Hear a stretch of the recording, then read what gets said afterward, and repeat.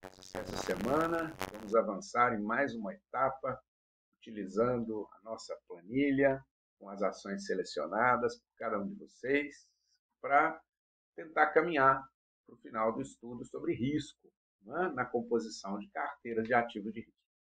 Apenas para resgatar, né, o que nós estamos fazendo em termos de objetivo, a ideia é balancear essa carteira a partir de um capital inicial, de um valor total disponível, né, e verificar quantos por cento desse total eu devo aplicar em cada uma das ações já selecionadas para me retornar o máximo possível e a mínima exposição ao risco. Então, esse é o nosso objetivo de todas essas etapas. Apenas relembrando, na última videoaula, nós estamos trabalhando com o conceito de risco de mercado e risco de conjuntura. Enfim, nós já fizemos o cálculo e já enviamos, né, do valor esperado, da média, da variância desses títulos, na verdade, dessas ações selecionadas. E agora nós vamos tentar calcular a covariância e a correlação. Eu estou só repassando aqui, né, alguns slides da videoaula anterior para que a gente possa retomar isso da maneira mais tranquila possível. No meu exemplo, pessoal, nós tínhamos, né, duas ações, ou dois ativos, ou dois, né, derivativos quaisquer, que eu chamei de SuperVale e DownVale, e eu tinha apenas 4 observações. Né? Eu tinha 4 observações para o primeiro ativo, 4 observações para o segundo ativo, e chamei cada um desses períodos, né, de depressão, recessão, normal ou expansão, relativo ao humor, né, em termos de conjuntura do mercado, provocando variações nesses mesmos ativos. É claro que no exemplo que vocês desenvolvem sobre a planilha, vocês têm muitas observações. Não daria para ficar dando nomes, para cada um dos dias pesquisados por vocês. Então, essa é a primeira lembrança. Eu estou trabalhando com N4, ou seja, 4 observações para cada uma das ações, e vocês estão trabalhando com quase 3 meses de observação. Nós já fizemos o cálculo, e aqui está o meu exemplo, do retorno esperado. Então, é muito simples, eu somei todas as variações percentuais do meu exemplo e dividi pelo número de observações, encontrando, portanto, aquilo que se espera em termos de rendimento para cada uma dessas ações ou para cada um desses ativos. Isso tudo nós já fizemos. Não é?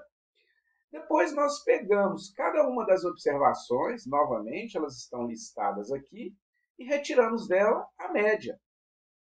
E nesse sentido, se eu fosse somar esses valores aqui, ó, da terceira coluna, eu já disse que esses valores, a soma desses valores daria zero.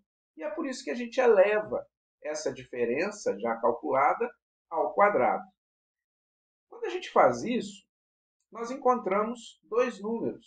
Tudo isso já foi feito na planilha, já foi encaminhada, já foi avaliada. E, a partir desses dois números, nós então encontramos a variância, é esse número aqui, dividido por 4, para os dois ativos, e o desvio padrão, que nada mais é do que a raiz da própria variância. Então, essa foi a primeira etapa, no sentido de encontrar a variância e o desvio padrão daqueles ativos selecionados. Lembrando, no meu exemplo, novamente, eu trabalho com 4 observações apenas. Vocês estão trabalhando com muitas observações, quase 3 meses, para tentar aproximar o nosso estudo da realidade. Então, tudo isso já foi feito.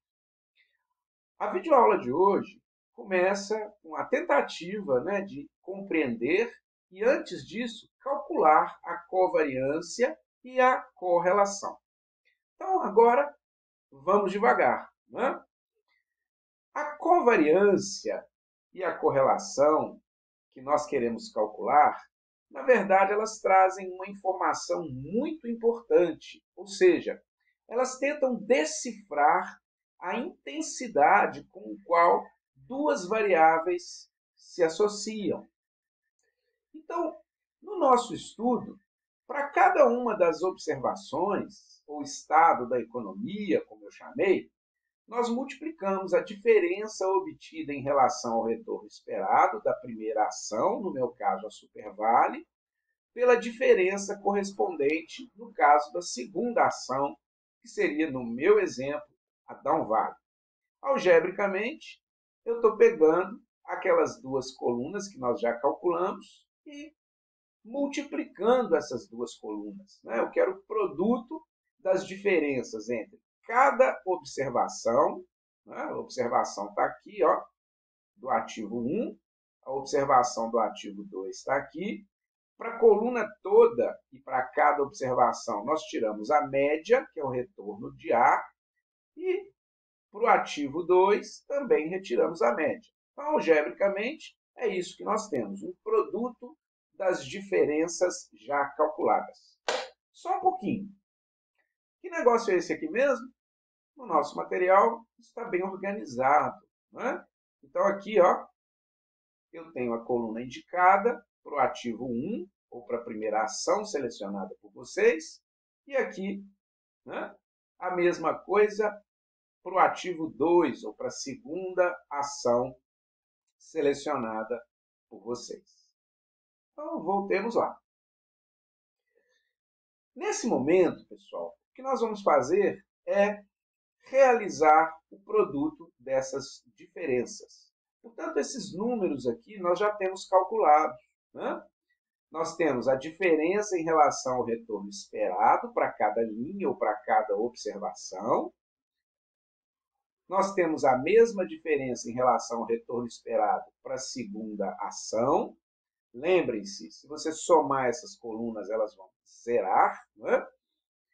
E agora nós queremos o produto dessas diferenças. Então, veja bem, o que eu estou fazendo aqui é multiplicar, no caso, menos 0,375 por menos 0,005, que daria um valor positivo, que foi colocado aqui, 0,001875.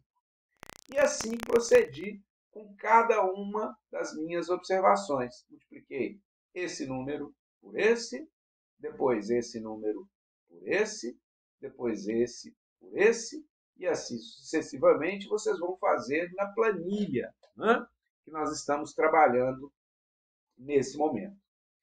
O objetivo desse cálculo, ou seja, apurar o produto das diferenças, nada mais é do que encontrar uma soma desses resultados. E a soma para as minhas 4 observações tem como resultado menos 0,0195. Vamos ver o que a gente vai fazer com isso. Olha aí, ó, calculamos a média para os 4 estados da última coluna. Essa média nada mais é do que a covariância. Se eu pegar esse número, menos 0,0195, e dividir por 4. Fazendo isso, eu encontro esse resultado, menos 0,004875, um número bem pequenininho, não é verdade? Essa já é a covariância que será necessária nas próximas etapas para que a gente possa estimar ou montar uma carteira ótima. De novo, o objetivo de todo esse trabalho é balancear uma carteira que tenha como resultado o máximo retorno possível com a mínima exposição ao risco, ou com o mínimo risco. Não é? Uma vez que eu tenho a covariância, que foi calculada dessa forma, eu posso agora olhar para a correlação. Portanto, a correlação entre os retornos do ativo A, né, e dos retornos do ativo B é expressa dessa forma. Eu pego a covariância calculada, ela está aqui, e divido pelo produto do desvio padrão do ativo 1 e pelo desvio padrão dos retornos do ativo 2, que seria, né, o ativo B. Fazendo essa continha, olha lá, covariância, ela está calculada, ó. Então eu trouxe ela para cá e dividi pelo desvio padrão da primeira ação multiplicado pelo desvio padrão da segunda ação, encontrando menos 0,1639. Antes de seguir, vamos ver, né, novamente como esses números de desvio padrão foram encontrados, ou pelo menos, né, de onde eu tirei isso. Então, eu tenho aqui desvio padrão do ativo A, desvio padrão do ativo B, e ele está aqui, né? Ele já foi calculado aqui para a gente. Ó. Desvio padrão é a raiz da variância calculada nas nossas planilhas encaminhadas, né, em Excel.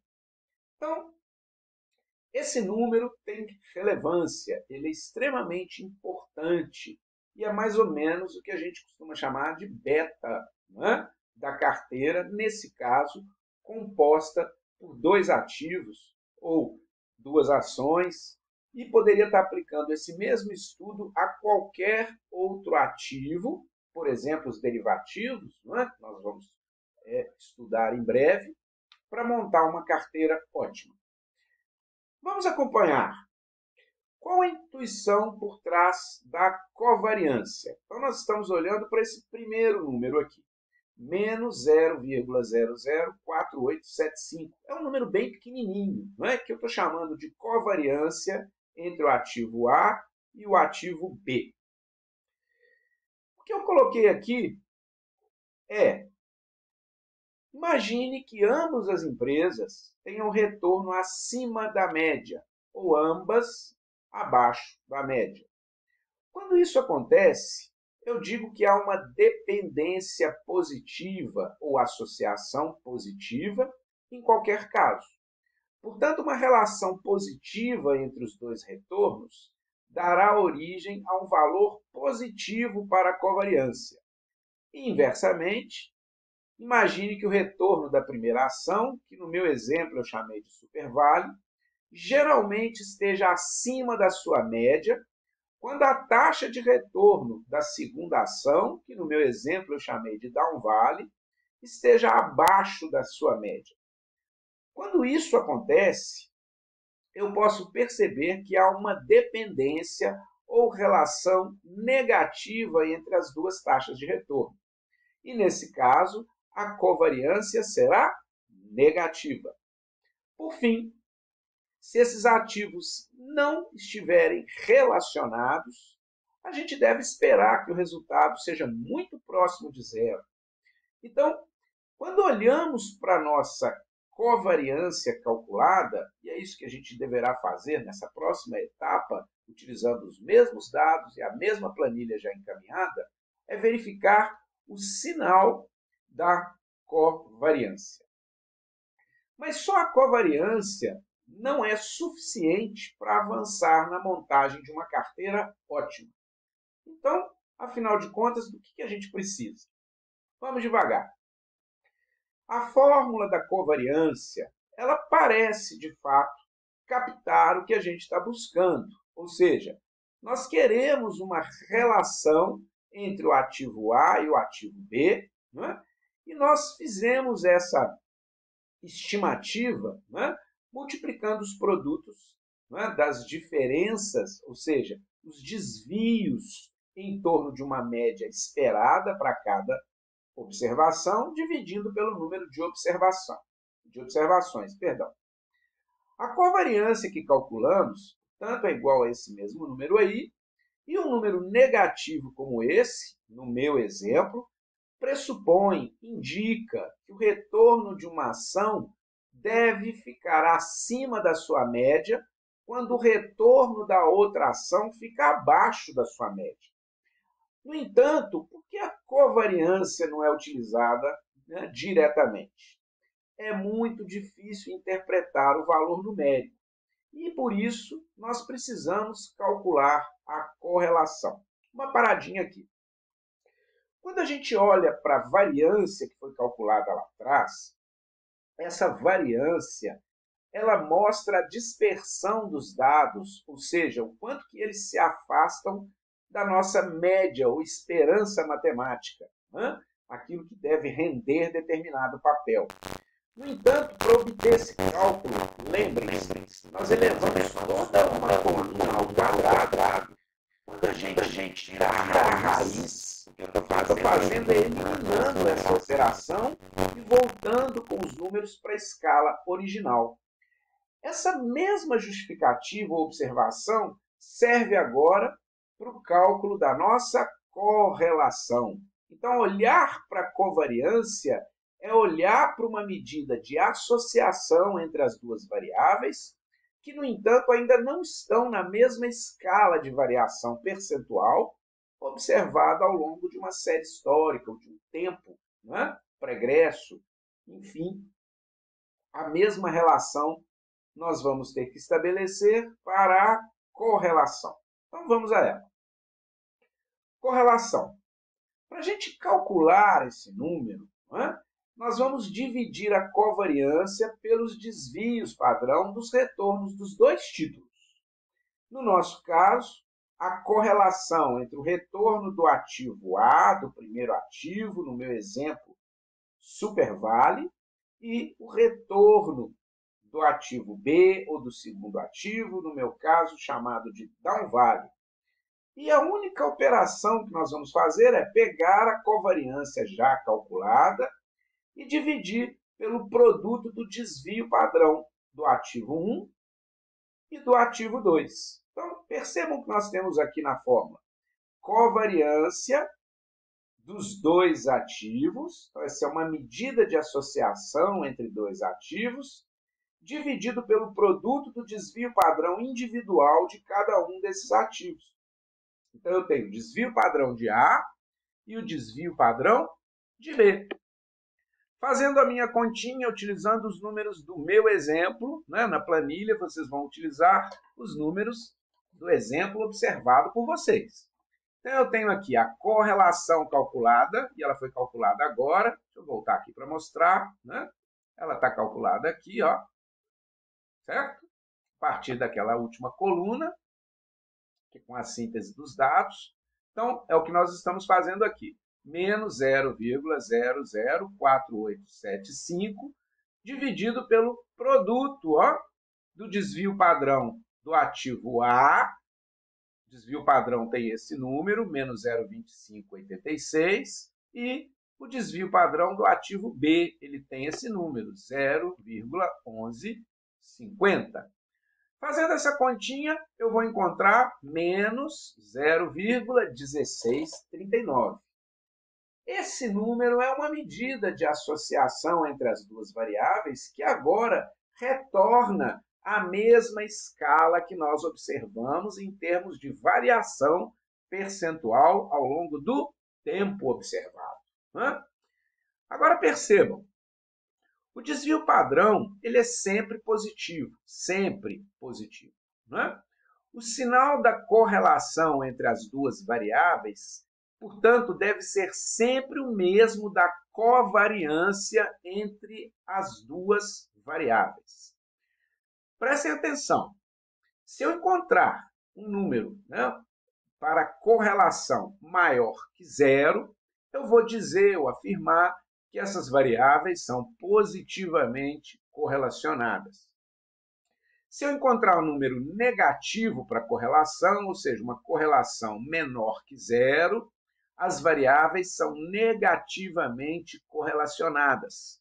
Lembrando adicionalmente que esse valor, ou seja, o valor da correlação, ele tem um intervalo previsto de variação. Ele sempre vai ocorrer no intervalo de menos 1 até mais 1. Então, eu tenho a correlação entre os dois ativos pesquisados, ativo A e B, no intervalo menos 1 até 1. Bom, aqui eu fiz para vocês um resumo, uma síntese de todas as informações que nós já calculamos até essa etapa. Então, nós já fizemos, no primeiro envio da planilha, o retorno esperado da SuperVale, do ativo 1, do ativo A, né, ou do primeiro ativo que o aluno selecionou na planilha.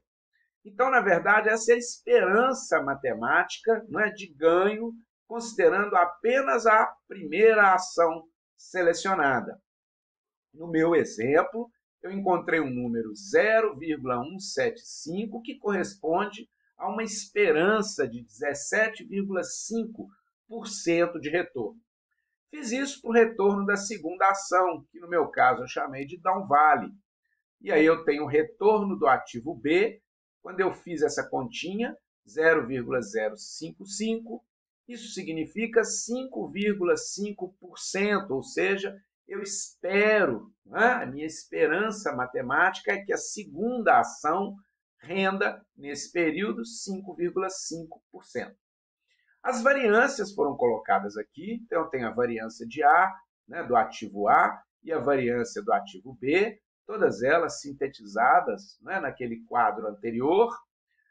Na planilha, nós já encaminhamos, né, até a semana passada, o cálculo do desvio padrão de A e o cálculo do desvio padrão de B, da segunda ação, que eu chamei de downvale no meu exemplo, e em termos percentuais, no meu exemplo, eu encontrei esses números. E agora, por fim, nós calculamos a covariância entre a super e a down, ou seja, entre a primeira e a segunda ação. A covariância, portanto, é o cálculo que nós fizemos na aula de hoje. Menos 0,004875 e a correlação calculada deu menos 0,1639. Como que eu cheguei nesse número mesmo? Retomando, né? Uma continha extremamente simples. A correlação, de novo, é a covariância dividido pelo produto dos desvios das duas ações selecionadas. Foi a única coisa que nós fizemos, né, nessa aula em termos de cálculo. Então, voltando aqui, vamos entender um pouquinho, né, o efeito dessa correlação agora estimada. Tá? Retorno e risco de carteiras. Nós estamos fazendo um estudo sobre obtenção de maior retorno com mínimo risco, montando uma carteira com 2 ativos a princípio. Tá? Olha o que nós temos aqui. Suponha que alguém, um investidor, possui estimativas de retornos esperados e os próprios desvios de cada um desses ativos, né? E das correlações entre os retornos tidos, que é o que nós temos até então. Como selecionar a melhor carteira para fins de aplicação? Então, nesse caso, nós gostaríamos, né, seria um desejo escolher ativos para compor uma carteira com retorno esperado, claro, alto, e um desvio padrão, que é uma medida de risco, baixo. Então, o que a gente deve considerar? Primeiro, a relação entre o retorno que se espera, né, o rendimento que se espera ter de cada um dos ativos e o retorno esperado de uma carteira formada com esses mesmos títulos ou ativos, no nosso exemplo, 2 ações. E segundo, a relação entre os desvios dos retornos de títulos isolados, as correlações entre os retornos desses títulos e o desvio padrão do retorno de uma carteira formada por esses mesmos ativos ou ações selecionadas no nosso caso. Passando aqui um pouquinho, né?